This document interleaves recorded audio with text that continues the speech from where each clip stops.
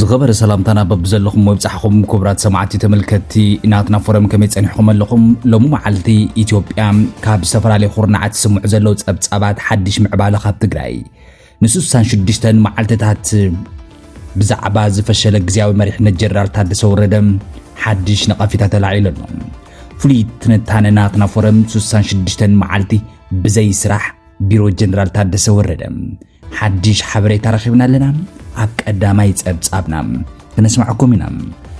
زي كم زيلو اندهالو ونتتمالي بيرو تحسوم زعاتو استملكتون عطاحيزنا حدش معبالغ نسمعكم منام سراويت إثيوبيا مدلواتو خمزو وقنم بارلاما فيلد مارشال برهانو جولام زخواني يخون كوينات دلونتنا عطاناقيقنا لنا كبل فلطولنا يللوم بزعبا دلونت حيلتات مكلخال إثيوبيا نبارلامان تايتوهيلو زولوم زغداي مس إيرترام كالا حدش ون أغالبو الصعبة خونتات كوينولوم مرتوع منيستر عاوت تقاوامي هنسأتن استملكتون حزنا لنا كبرو خويناتو ون يوقعلوم حدش مجلسي زرزراتهم كنسمعكم منام أنا هاجر تخلى برهاني ازي ناتنا فورم دمص خلقيو سناي مكتتال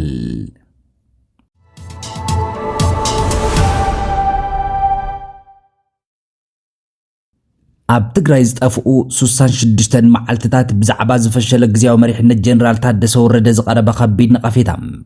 ካብ ናይ ሓሶት ተስፋ ናብ ዝኸፍአ ቅልውላው እተን 63 መዓልትታት ናይ ስራሕ ኣልቦነት ጀነራል ታደሰ ወረደ ንህዝቢ ትግራይ ድሕሪ ምጽናት ዘርኢ ዝነበረ ህንጸት ዝኸዳዓሉ መንገዲ ብሆርን ኦፍ ኣፍሪካ ጂኦፖለቲካል ቪው ዝተዳለወ ምስ ዕጡቃት ክኢላታት ፖለቲካ ጸጥታ እውን ዝተወሰደ ወይ እውን ዝተመርመረ ትንታነ ناتنا فورم نعخم يمتني بزبلتو من قدي خمزة داليوات تولام اتي جنرال تادس ورد بزي حقاو من قدي سلطان حزوم زحلفو سوسان شديتا معالتتات نيكزيو من محدار تقراي مريحنت اب تاريخ تدحرم سنات زر ازركب زوبانام كاب زقات اموتي ازيو نوريزمو الاوفشيلو استبحاللو بوليتيكاو معرافيو يبلو نجنرال تادس ورد زقاومون نهاتو سوسان شديتا معالتتات بادو معالتتات كبلو تصوعو كيلاتات بوليتيكا እዚ መሪሕነት እዚ ንግዝኣታው ላዕላውነት ክብርን ሲቪላዊ ህዝብን ኣብ ክንዲ ዝመልስ ንውድቀት ትካላት ዘቃላጥፈነ ዘይሕጋዊ ውሳነታት እውን ንፕረስ ድማ ዝዓፈነ መሰረታዊ ትምኒት ህዝቢ ትግራይ እውን ዝኸድዐ እዚ ጸብጻብ ኣብቲ ዞባ ብዝተገበረ ክትትል ውሽጣዊ ምስክርነታን ዝተረጋገጹ ሓበሬታታት ተመርኪሱ ነቲ ሓደገኛ ኣፈጻጽማ ጀነራል ታደሰ ብዘይፍንፍን መርትዑ ዝተደገፈ ገምጋሚ ይብል ሆርን ኦፍ ኣፍሪካ ጂኦፖለቲካ ሪቪው 66 መዓልትታት ጥራሕ ባዶም ስልጣን ብዘይ ዕላማ ኣብ ነፍሲ ወከፍ እትጠፍእ መዓልቲ ስቃይ ትግራይ ይዓሙቕ ኣብ ነፍሲ ወከፍ ዝህደም ሓላፍነት ጸላእታውን ሕይለሎም ካብቲ ጀነራል ታደሰ ወረደ ብዘይ ሕጋዊ መንገዲ መሪሕነት ግዝያዊ ምምሕዳር ትግራይ ዝሓዘሉ 66 መዓልትታት እንዳሓር እቲ ዞባ ኣብ መሪሕነት ሲቪላዊ ምምሕዳር ዘሰንብድ ጥርሑነት እውን ኣተኣናጊደሎም እቲ ምምሕዳር ንዲሞክራሲያዊ ለውጢ ወይ እውን ህጹጽ ጻዕርታት ድሕሪ ውግእ ህንጸት ኣብ ክንዲ ዘበግስ بقدم بعل سلطان حوحات كاب تحتاتነት ንምኽዋል ዝጠቅም መሸፈኒ ስርዓት እውን ኮይነሉ ተባሂሎም ጀነራል ታደሰ ተዝለዓለ ግዝያዊ ስልጣን ምሒዞም ዘለዎም ንምምዝባል ጸገም ጸጥታ ህንጸት ዝምልከት ዋላ ሓንቲ ዓቢ ፖሊሲ ክሳብ ሕጂ ኣያውፅአን ጋዜጣዊ መግለጺ ወይ እውን ህዝባዊ መብራህርሂ ኣይሃበን ንመረጻ ሃገራዊ ዘተን ፖለቲካዊ ዕርቅን ዝኸውን መደብ እውን ክሳብ ሕጂ ሓዘን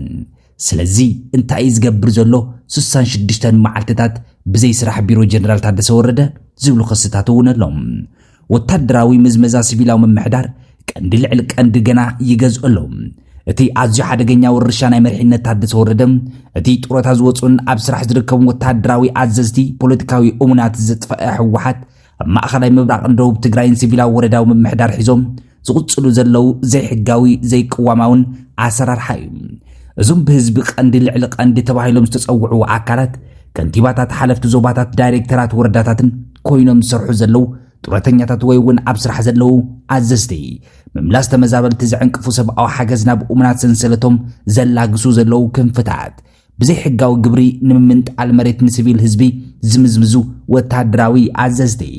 እዚ ብጀነራል ታደሰ በቀጥታ ዝተፈቀደ ወታደራዊ ምዝመዛም ሲቪላዊ መምሕዳርን መርሓት ስምምዕ ሰላም ፕሪቶሪያ ዝጻረር ንቅዋም ኢትዮጵያ ዝጥሕስ ናብ ሲቪላዊ ምሕደራን ፍትሕን ንምምላስ ዝግበር ጻዕሪ ዘዕንቅፍ ተባሂለሎም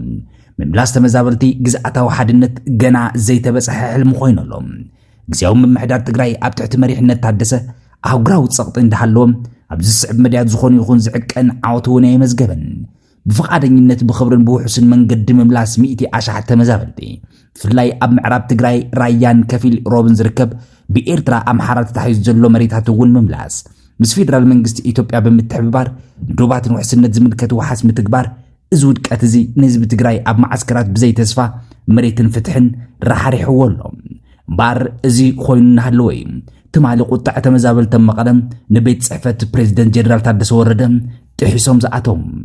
ንመልሲ መንግስቲ ብትዕግስቲ ክጽበዩ ፀንሑ ዞም ተመዛበልቲ እዚኦም ትማሊ ንግሆኦም ትዕግስቶም ተወዲኡ ንቤት ፅሕፈት ፕሬዚደንት ክልል ትግራይ ብሓይሊ ጥሒሶም ብምእታው ንመቐለ ዘናወፀ ተቃውሞ ዝገበሩ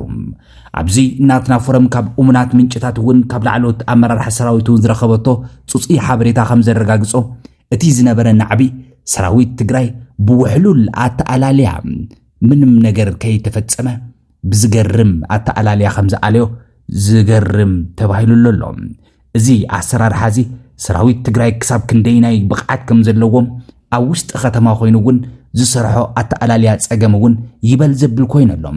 ይኹን እምበር ፖለቲካዊ ኣመራርሕኡ ፖለቲካዊ መራሕትኡ ግን ስርሑ የዋደቕዎ ኣሎም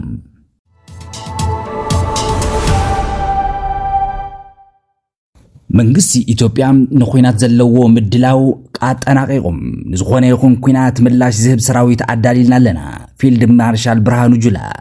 ፀብጻብ ብዛዕባ ድልውነት ሓይልታት ምክልኻል ኢትዮጵያ ንፓርላማ ቀሪቦሎም ኣዲስ ኣበባ ብስምብስም ብባሕርን ንዝመጽእ ዝኾነ ይኹን ፀብጸባ ቅልጡፍን ቆራፅ መልስን ምሃብ ዝኽእል ሰራዊት ተሃኒጾሎም ብዙሓት ዝሓተዎ ዘለው ብባሕርን ብመሬትን ንዝመጽእ መጥቃዕቲ ንምምካት ተዳይልና ኣለና ዝበልዎ ፊልድ ማርሻል ብርሃኑ ጁላ እቲ ብመሬት ዝጽቡቕ ብባሕርኸ ዝብል እንታይ ዘብል ሕቶ እውን ኣልዒሎሎም ባሕሪ ዘይብላ ሃገር ሓይሊ ባሕረ ጣይሻ ንመንያ ብባሕሪ ክትምክት ዝብል እውን ካልእ ሕቶ እዩ እዚ ንደረጃ ድልውነት ሰራዊት ምክልኻል ኢትዮጵያ ዘበስር ሓያል መልእኽቲ ካብ ዋና ኣዛዚ ኢታማዦር ሹም ሓይልታት ምክልኻል ፊልድ ማርሻል ብርሃኑ ጁላ ተሰሚዑሎም ፊልድ ማርሻል ነዚ ዝበሉ ሚኒስትር ምክልኻል ናይ 2017 ዓመተ ምህረት ናይ 10 ኣዋርሓ ኣፈጻጽማ ፀብጻብ ንቋሚ ኮሚቴ ጉዳያት ወፃኢን ሰላምን ባይቶ ወከልቲ ህዝቢ ኣብ ዘቕረቡሉ እዋን ሃገራዊ ላዕላውነትን ጉዳይ ቀይሕ ባሕርን ኣብ ቅድሚ ተቋሚ ኮሚቴ ቀሪቦም ሰፊሕ መብራህርሂ ዝሃቡ ፊልድ ማርሻል ብርሃኑ ጁላ ላዕላውነት ሃገር ንምኽባር ዝተሃነፀ ሰራዊት ካብ ዝኾነ እዋን ንላዕሊ ዝጠናኸረ ምዃኑ እውን ኣስሚሮምሉ መደርኦም ብፍሉይ ኣቓልቦ ዝሰሓበም እቲ ድልውነት ሰራዊት ካብ ምክልኻል መሬት ሓሊፉ ጉዳይ ባሕሪ እውን ዘጠቃለለ ምዃኑ ኣብ ዘመልከትሉ እዋን ኢትዮጵያ ናይ ባሕሪ ኣፍ ደገ ንምርካብ ምስ ሃገራት እቲ ዞባ ብምትሕብባር ንምስራሕን ብሓባር ንምዕባይን ዘይሕለል ፃዕሪ ትገብር ዘላ ብፊልድ ማርሻል ብርሃኑ ጁላ ኣብ ዝገበርሉ ዘረባ መደረ ተሰሚዖም እዚ ዲፕሎማሳውን ናይ ምትሕብባር ፃዕሪ ብሓያል ናይ ምክልኻል ዓቕሚ ዝተደገፈ ምዃኑ እውን የመረድዮም እዚ ድማ ነታ ሃገር ዘለዋ ናይ ባሕሪ መውፅዒ ሕቶ ስዒቡ ክመፅእ ንዝኽእል ዝኾነ ይኹን ፀቕጥን ፀብጻባትን ንምምካት ዘኽእል ወታደራዊ ድልውነት ከም ዘሎም ብንጹር ዘርኢ ተባሂሉሎም ሰላም እቲ ዞባ ተራ ሰራዊትን ዋና ኣዛዚ ኢታማዦር ሹም ተልእኾ ሰራዊት ምክልኻል ኢትዮጵያ ዶባት ሃገር ምሕላው ጥራሕ ከም ዘይኮነ ብምግላጽ እዚ ሰራዊት ንሰላምን ፀጥታ ምብራቕ ኣፍሪቃ ብዘላቒ ንምርግጋጽ ብትኹረት ይሰርሐሉ እዮም ምርትዖ ሚኒስትር ዓወት ተቃዋሚ ህንፀትን ዝተመልከተ ኢንጂነር ሚኒስትር ምክልኻል ሰራዊት ኢትዮጵያ ወይዘሮ አይሻ መሐመድ እውን ተቋማዊ ዓቕሚ ወታደራዊ ፍትሒ ናይ ሎጂስቲክስ ድልውነት ክብላም እቲ ወታደር ክሳብ ክንደይ ናይ ተዳልዩ ከም ዘሎን ብምንታይ ገጽን ከም ዝተዳለወን የንገሊፀን ናይቲ ትካል ናይ ምፍጻም ዓቕሚ ብምጥንኻር ንሃገርን ህዝብን ካብ ዝኾነ መጥቃዕቲ ናይ ምክልኻል ስራሕ ብትኹረት ትስራሕሎም ኣብ ውሽጢ ሰራዊት ተኣማንነት ዘለዎ ነፃን ዘይሸራዊ ዝኾነ ወታደራዊ ስርዓት ፍትሒ እውን ይዝርጋሕሎም እቲ ሰራዊት ንዝኾነ ተልእኾ ዘድልዮ ዘተኣማምን ናይ ሎጂስቲክስ ምዕቋር እውን ከማልእ ከም ዝኽኣለ ገሊፀን ኣለዋ ብሓፈሻም ነቲ ቋሚ ኮሚቴ ዝቐረበ ፀብጻብ ሰራዊት ምክልኻል ኢትዮጵያ ብዘመናዊ መልክዕን ዓቕምን ምህናፁ ጥራሕ ዘይኮነስ ንሃገራዊ ረብሓ ብፍላይ ድማ ነቲ ናይ ባሕሪ መውፅኢ ፖሊስ ካብ ዝኾነ ፀቕጥን ምክልኻል ኣብ ሙሉእ ድልውነት ከም ዝርከብ ብግልፂ ዘመልክት እዩ ኢለን ኣለዋ ኣባላት እቲ ቋሚ ኮሚቴ እውን ኣብቲ ዝቐረበ ፀብጻብ ሕቶታት ብምልዓል ሰፊሕ ዘተ ከም ዝተኻየደ ተሰሚዑሎም እዚ ድልውነት ሰራዊት ኢትዮጵያ ተጠናቂቁ ዝብል ድማ ካልእ ጉዳይ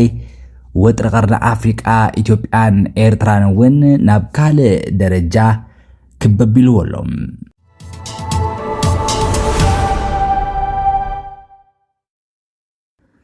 بخالق حزي زبصحنا ጸብጻብ كبر خوينات اب اوروبا نيتون وግ روسيا يدالديو اتي اصحاب 500 وتادراوي بجت سغات ኩናት ወይስ ፖለቲካው ጸቅጢ ሃገራት አውሮፓም ኣብ ወጻኢታት ምክልኻል ተፋጢጠነሎም ወራር ሩስያ ኣብ ልዕሊ ዩክሬን ዘስዕቦ ስግኣት ኩናት ንኣውሮፓ ኣዝዩ የናውፅሎም ካብ ገጽ ሩስያ ክወርድ ይኽእል እዩ ንዝበልዎ ቀጥታዊ መጥቃዕቲ ርእስን ምድላው ናብ ታሪኽ ዘይተረኣየ ወታደራዊ ምትዕጥቃዕ ይጓያሎም ኢንዱስትሪታት መሳርሒ ኩናት ከም ብሓድሽ ተላዒሎም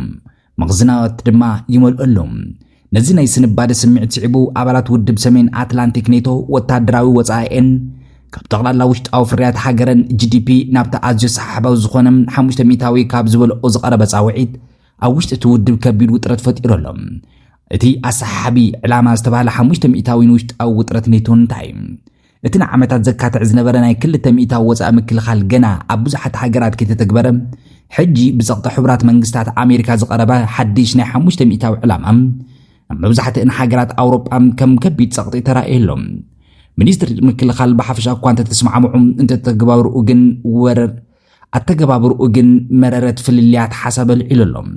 ብፍላይ ከም ጀርመን ዝኣመሰላ ሃገራት ነቲ ናይ 200ዊ ዕላማ ንምትግባር ኣብ ዝገዳደልሉ ዘለዋ እዋን ወጻኢን ብሓንሳብ ብዕጽፊ ክብልኦ ምግዳድን ዓብዪ ፖለቲካውን ቁጠባዊ ብድሆን ኮይኑውን ኣሎም ገንዘብ የለን ምባል ኣይከኣልን ቆራጽነት ዋና ጸሓፊ ኔቶ ማርክ ሩተ ግን ነቲ ዕላማ ምውቃዕ ከም ዝከኣል ሙሉእ እምነት ኣለዎም ነቲ ዝተስማዕማዕናሎም ናይ ብቕዓት ዕላማታት ክትርእይዎ ከለኹም ኣዝዩ ዓብዪ ወሰኺዩ እዚኣቶም ሓደስቲ ናይ ብቕዓት ዕላማታት እዮም ስለዚ ገንዘብ የለን ምባል ኣይከኣልን ኣብ 500 ክንበጽሕ ከም እንኽእል ድማ ሙሉእ እምነት ኣለኒ ክብሉ ኣብ መርገጺኦም ጸኒዖም እዮም ነቶም ዝዕጉምጉሙ ዘለዉ ኣባላት ድማ ከም መፍትሒ ዝበልዎ እዮም ኣቕሪቦም ንሱ ድማ ኣባላት 3.500ዊ ብቐጥታ ንወታደራዊ ወጻኢታት ተውዕሉ እሞ